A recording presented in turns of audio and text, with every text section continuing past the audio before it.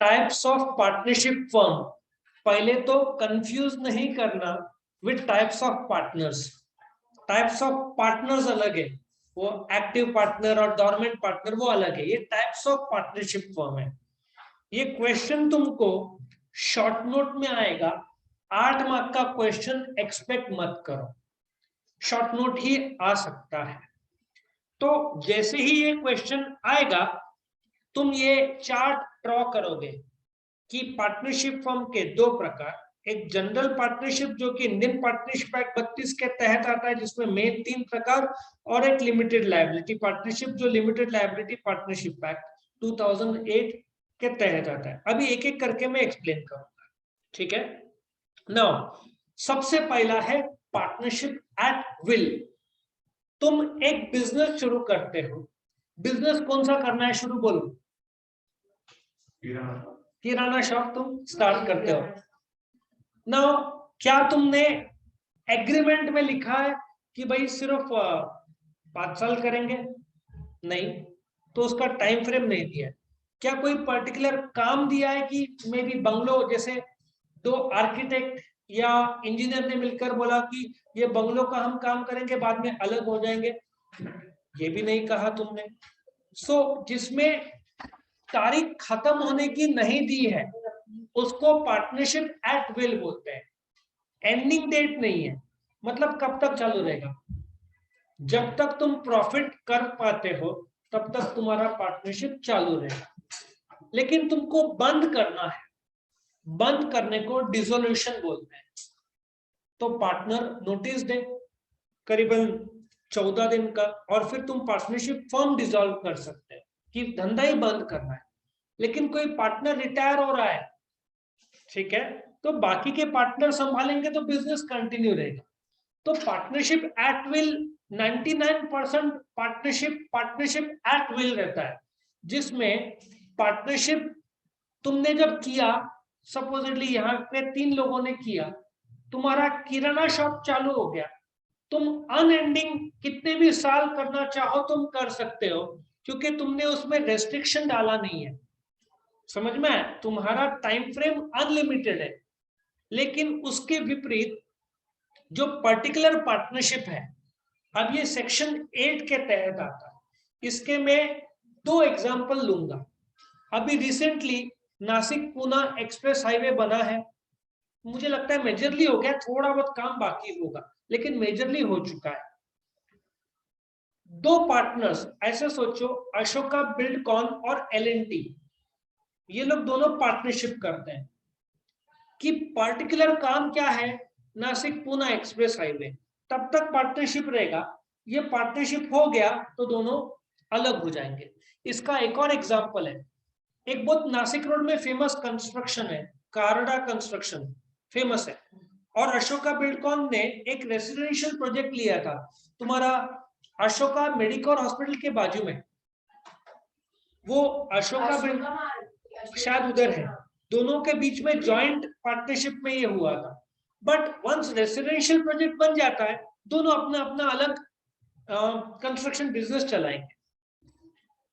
हो सकता है कि गवर्नमेंट का भी इसमें कायदा हो कि एक अकेला आदमी नहीं कर सकता, क्योंकि नासिक पुणे बड़ा पट्टा है ना, तो गवर्नमेंट बोलेगा कि हमको 2 से 3 चाहिए, तो हो सकता है अशोका वाला नासिक के आगे 50 किलोमीटर, L&T आगे का 50, तो ऐसे पार्टनरशिप में किया जा सकता है।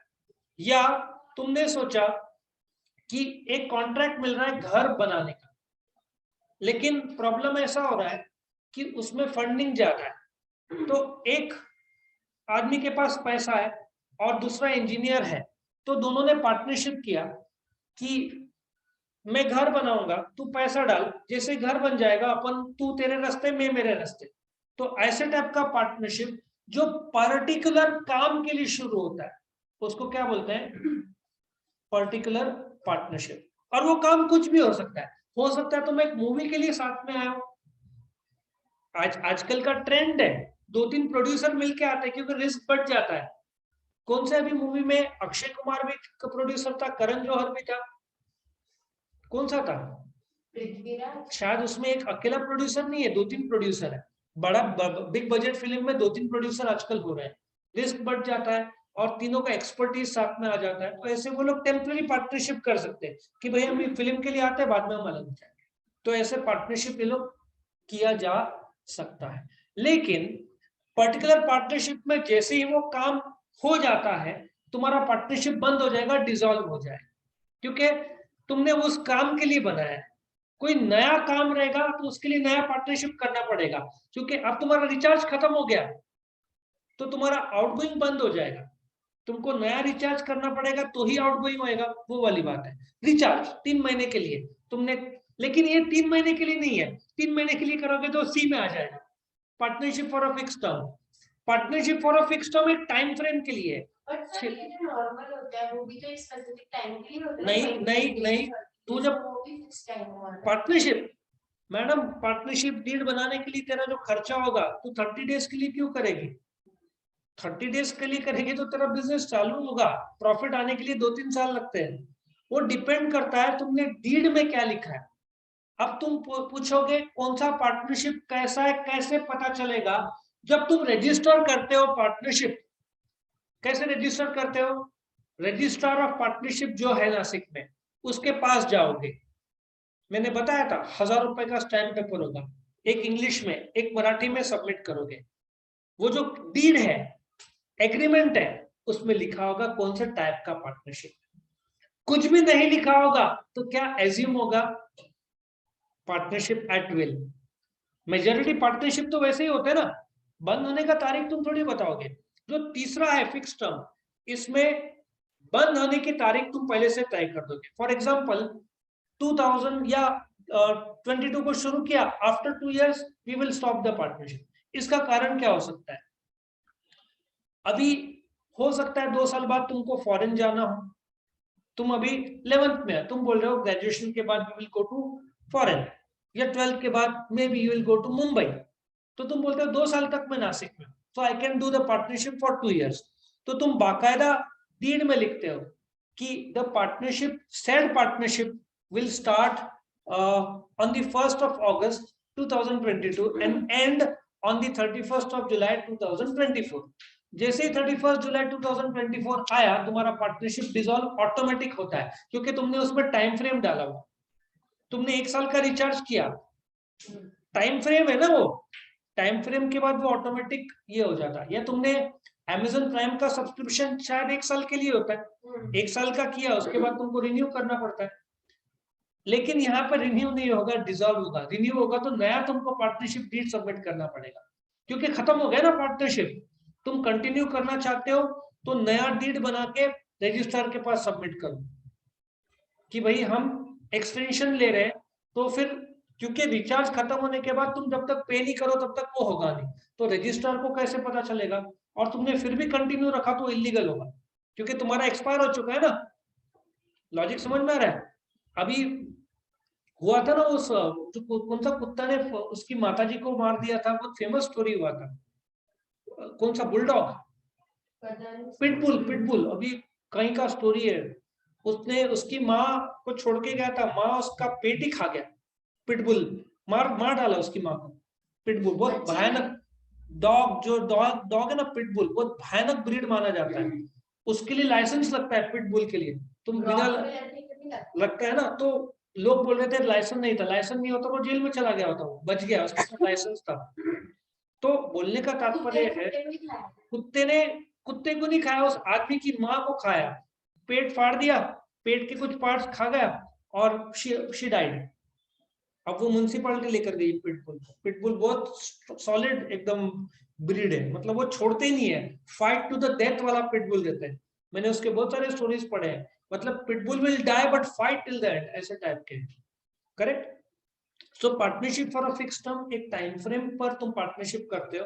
टाइम फ्रेम खत्म हो गया तो तुम पार्टनरशिप, या फटाके, फटाका जो है दिवाली का, तुम सोचते हो कि तू 50 डाल, मैं 50 डालता हूँ, दिवाली अभी ये टाइम अक्टूबर 24 को है, ठीक है, तुम अक्टूबर 30 तक करोगे, तो हो गया ना तुम्हारा फिक्स टर्म के लिए 3 महीने के लिए। तो ऐसा भी कर सकते हो। सबको समझ में आया 3 प्रकार? नाउ जनरल और लिमिटेड पार्टनरशिप। जनरल पार्टनरशिप क्या है?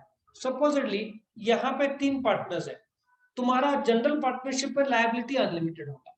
मतलब कि 2 लाख का घाटा हो गया धंधे को, और संपत्ति बेचा 1,10,000 आया, अभी कितना कम पड़ रहा है 90,000, तो तुम तीनों 30 घर से लाओगे। अनलिमिटेड पार्टनरशिप की लायबिलिटी, जो लायबिलिटी मतलब जो कर्जा है देना बाकी है, तो पहले बिजनेस के संपत्ति बेचो, पैसा कम पड़ रहा है तो पार्टनर को अपने घर से पैसा लाना पड़ेगा। और बोलते हैं ना अनलिमिटेड मतलब तुमको कर्जा चुकाना ही है। जो होम लोन तुमने लिया है, ठीक है ना, होम लोन तुम ईएमआई नहीं भर रहे तो बैंक वाले क्या करेंगे, आके तुम्हारा घर जब्त कर लेंगे।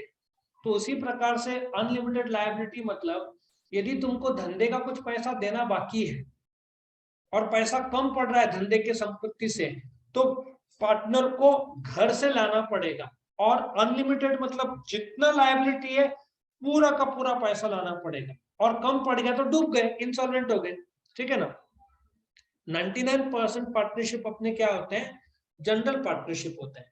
अच्छा, लिमिटेड पार्टनरशिप क्या है, अब यहाँ यस अगर किसी का मतलब 2 इयर्स का पार्टनरशिप है और उनको बीच में ब्रेक करना है तो 14 दिन का नोटिस दो कि हम पार्टनरशिप डिसॉल्व करना चाहते हैं, वो 14 डेज के नोटिस के बाद तो बंद कर सकती है, और रजिस्ट्रार को इन्फॉर्म कर दो कि हमने बंद कर दिया, ठीक है। ओके, कौन सा था लिमिटेड। तुम लोग 3 जन पार्टनर हो इधर, ठीक है। 3 जन जो पार्टनर है उसमें हो सकता है तुम लोग दोनों का लायबिलिटी अनलिमिटेड, तेरा लिमिटेड। अब ये ऐसा क्यों होता है, हो सकता है धंधे में तू बोलता है मैं 10 लाख रुपए डालता हूं, तुम बोलते हैं हम मैनेजमेंट करेंगे, लेकिन क्लॉज में ऐसा दिया हुआ है कि लायबिलिटी क्या है तेरा लिमिटेड है, मतलब धंधे को लॉस हो गया, 15 लाख देना बाकी है, तो 12 लाख धंधे का संपत्ति बेच के निकाला, कितना कम पड़ रहा है 3 लाख, तो तेरा सिर्फ कैपिटल जाएगा, वो 3 लाख तुम लोग दोनों को लाना पड़ेगा घर से, तू बच जाएगा। तेरा ज्यादा से ज्यादा क्या जाएगा, कैपिटल जाएगा, इनका कैपिटल भी जाएगा, और जो शॉर्ट पड़ रहा है वो घर से लाना पड़ेगा। सो लिमिटेड पार्ट, वो बोलते ना गेमिंग, गेमिंग तो मैं खेलता नहीं हूं, लेकिन एक एज्यूम करते हैं 3 लोग हैं, एक के पास लाइफलाइन है, ऐसे कुछ होता है, 2 का लाइफलाइन खत्म हो चुका है, एक के पास लाइफलाइन है वो बच जाएगा, ऐसा कुछ होता है पबजी है किसी में, क्या नहीं होता, क्या बोलते हैं रिकॉल में होता है कि तुमको लाइफ मिलता है या तुम बच सकते हो, कुछ आगे ऐसे सेफ्टी ऐसे ला सकते हो, कुछ है तो वो बच जाएगा। तो इन दैट केस एक पार्टनर का लायबिलिटी लिमिटेड रहता है और बाकी का अनलिमिटेड रहता है। लेकिन यहाँ पे इंडियन पार्टनरशिप एक्ट 32 लागू नहीं होगा, इधर लागू होगा तुम्हारा लिमिटेड लायबिलिटी पार्टनरशिप एक्ट। अच्छा, पार्टनरशिप एक्ट 1932 है, ये एलएलपी इसको बोलते हैं, एलएलपी, ये अलग से फीचर्स में लेना चाहूंगा इसका। सो लिमिटेड लायबिलिटी पार्टनरशिप में क्या होता है कि सबका लायबिलिटी अनलिमिटेड रहता है बट एक का लिमिटेड रहता है। ये सब फॉरेन कंसेप्ट इंडिया में आ रहा है, एलएलपी जिसको बोलते, और एलएलपी में हो सकता है कि सारे के सारे के लिमिटेड हो, वो तुमको एग्रीमेंट में देखना पड़ेगा, वो अलग से हम बताएंगे। समझ में आया। तो लिमिटेड लायबिलिटी में मैं बच जाऊंगा यदि मेरा लायबिलिटी लिमिटेड है, लेकिन जितना कम पड़ रहा है बाकी के पार्टनर को घर से लाना पड़ेगा, मुझे लाने की जरूरत नहीं, मेरा जो इनिशियल कैपिटल गया वो ही गया, बाकी का नहीं। तुमने एक कार लोन लिया, 6 लाख की कार है, 2 लाख लाया, ठीक है, और बैंक्स को देना बाकी है, ऐसे सोचो 4 लाख, एक का लायबिलिटी लिमिटेड है, तो लोग भर नहीं पाते तो वो बच जाएगा, बाकी 2 पार्टनर को घर से लाना पड़ेगा कार का हफ्ता भरने के। So that is called as a limited partnership. Next, registered partnership. See, Maharashtra में तुम बिना रजिस्ट्रेशन के पार्टनरशिप नहीं कर सकते, तुमको कंपलसरी रजिस्ट्रेशन करना पड़ेगा, किसके पास, रजिस्ट्रार ऑफ पार्टनरशिप फॉर्म। अप्रैल 85 से पहले चलता था, बिना रजिस्ट्रेशन के महाराष्ट्र में तुम पार्टनरशिप कर सकते थे, अभी इलीगल है महाराष्ट्र में। वापिस से रिपीट, क्या लगेगा, 1000 रुपए का स्टैम्प पेपर टाइप करो, एक इंग्लिश में एक मराठी में, रजिस्ट्रार के पास जाओ और वो तुमको देगा रजिस्ट्रेशन सर्टिफिकेट, उसके बाद तुम अपना बिजनेस शुरू कर सकते हो। ऐसे टाइप के पार्टनरशिप जो रजिस्टर्ड है विद द महाराष्ट्र गवर्नमेंट, में महाराष्ट्र की बात कर रहा हूँ, अलग अलग स्टेट्स में अलग अलग कायदे हैं, ठीक है। सो महाराष्ट्र में रजिस्ट्रेशन कंपलसरी है, तो उसको रजिस्टर्ड पार्टनरशिप बोलेंगे। महाराष्ट्र के बाहर रजिस्टर्ड नहीं है, रजिस्टर्ड नहीं किया तो भी चलता है, उसको अनरजिस्टर्ड पार्टनरशिप बोलते हैं। लेकिन तुम्हारा पार्टनरशिप अनरजिस्टर्ड है तो उसमें कुछ प्रॉब्लम्स है, पार्टनर एक दूसरे पर केस नहीं कर सकते, ऐसा कुछ प्रॉब्लम्स है क्योंकि अनरजिस्टर्ड है। गवर्नमेंट बोलेगा प्रूफ क्या है, कोर्ट प्रूफ से चलता है, तुम्हारे पास तो पार्टनरशिप डीड ही नहीं है। पार्टनरशिप डीड रिटर्न एग्रीमेंट रहता है ना, जो तुम रजिस्ट्रार के पास सबमिट करते हो। अनरजिस्टर्ड में ओरल है, मैंने बोला कि हाँ करेगा पार्टनर, वो बोलता है हाँ मैं करता हूँ, तो दोनों धंधा चालू कर रहे हैं। कुछ फ्रॉड हुआ तो कागज ही नहीं है क्योंकि पार्टनरशिप ओरल हुआ, रजिस्टर्ड में रिटर्न होता है, लिखित फॉर्म में तुम सबमिट करते हो। ओरल पार्टनर, याद रखो, ओरल पार्टनरशिप का कोर्ट में कोई वैलिडिटी नहीं है। यदि कोई भी कुछ जाकर बोलेगा, ठीक है ना, तो कोर्ट बोलेगा प्रूफ क्या है। हाँ, रिकॉर्डेड प्रूफ माना जाता है। व्हाट्सएप के फोटोग्राफ और डॉक्यूमेंट्स आजकल कोर्ट में लीगली वैलिड है। किसी को बोलते हैं ना कोर्ट में आप कागजी फॉर्म देते थे, आजकल व्हाट्सएप पे नोटिफिकेशन देते हैं, भेजते हैं कोर्ट वाले, और 2 ब्लू टिक आया मतलब इट इज एज्यूम को तुमको मिल गया और तुम कैंसिल नहीं कर सकते। समझ में आया? 2 ब्लू टिक मतलब कोर्ट ने तुमको नोटिस भेजा, 2 ब्लू टिक मतलब तुमने रिसीव किया, तुमको आना पड़ेगा। ऐसे सब कायदे आ गए हैं। सो व्हाट्सएप भी कोर्ट में लीगल माना जाता है। सो यदि कुछ तुम सबमिट करते हुए डॉक्यूमेंट वो कोर्ट में लीगली वैलिड माना जाएगा। इलेक्ट्रॉनिक अभी लागू हो गया है। आया समझ में ये पॉइंट्स? यस और नो? यस और नो? अब इसको लर्न करने के लिए मैंने एक स्टोरी बनाया है। क्या तुमने विल स्मिथ का नाम सुना है, एक्टर? नाउ विल स्मिथ की पार्टी, ठीक है, विल स्मिथ क्यों पार्टनरशिप एट विल? अच्छा ध्यान से सुनो, इंडिया में एक फेमस ट्रेन है राजधानी। विल स्मिथ एक पर्टिकुलर ट्रेन जो कि राजधानी है, उसमें एक पार्टी करता है फिक्स टाइम के लिए, मे बी रात को 9 से 12 सोचो, क्यों नहीं? सेलिब्रेशन है लाइफ। मेरे को तो राजधानी ट्रिप की जरूरत है, मैं अकेला भी, teaching is also celebration for me, ठीक है।